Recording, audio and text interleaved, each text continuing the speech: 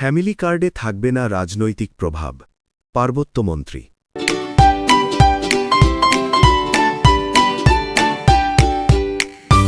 আজ ৪ মার্চ সকালে পার্বত্য চট্টগ্রাম বিষয়ক মন্ত্রণালয়ের মাননীয় মন্ত্রী দীপেন দেওয়ানের রাঙামাটির বাসভবনে সৌজন্য সাক্ষাৎ করেন DIG APBN Salma Begum, PPM, NDC. সাক্ষাৎকালে মন্ত্রী জানান, সরকার শীঘ্রই ফ্যামিলি কার্ড প্রথা চালু করতে যাচ্ছে। এই কার্ডের বিশেষ বৈশিষ্ট্য হবে পরিবারের প্রধান হিসেবে নারীর নাম অন্তর্ভুক্তকরণ। তিনি স্পষ্টভাবে উল্লেখ করেন, তালিকা প্রণয়নের ক্ষেত্রে কোনো রাজনৈতিক বা দলীয় পরিচয় বিবেচনা করা হবে না। প্রশাসনের মাধ্যমে স্বচ্ছ ও নিরপেক্ষভাবে এই কার্যক্রম বাস্তবায়ন করা হবে। আইন শৃঙ্খলা রক্ষায় বাহিনীকে যথাযথ ভূমিকা রাখার আহ্বান জানান তিনি।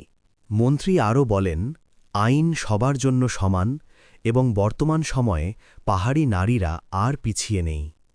নারী ক্ষমতায়ন নিশ্চিত করা এবং পুলিশ, প্রশাসন, প্রতিরক্ষা, পররাষ্ট্র ও জুডিশিয়াল সার্ভিস সহ গুরুত্বপূর্ণ খাতে নারীদের অংশগ্রহণ বৃদ্ধি সরকারের অন্যতম অগ্রাধিকার। এ সময় ডিআইজি সালমা বেগম পার্বত্য অঞ্চলের শান্তি ও শৃঙ্খলা রক্ষায় এপিবিএনের চলমান কার্যক্রম সম্পর্কে মন্ত্রীকে অবহিত করেন।